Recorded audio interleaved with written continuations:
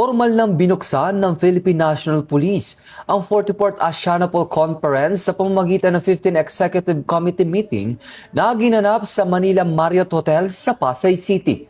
Pinangunahan ni Police Major General J.R. Kumigan, ang Director for Plans at Chairperson ng 15 EXCOM ang pagpupulong na dinaluhan ng mga kinatawan mula sa 10 Asianapol member countries.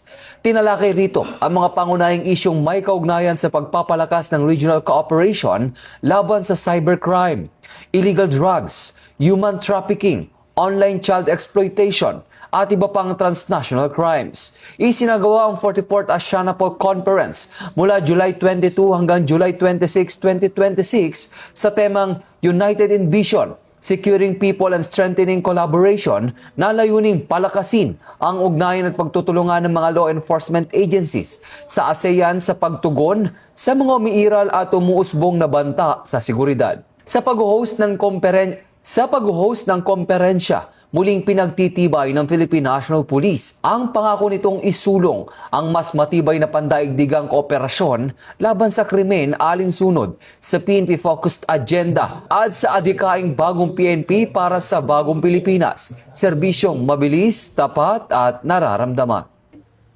Mula dito sa National Headquarters ng Philippine National Police, ako si Patrolman Edwin Baris, nagbabalita para sa Police News Network. Alagad ng batas, tagataguyod ng Balitang Pulis.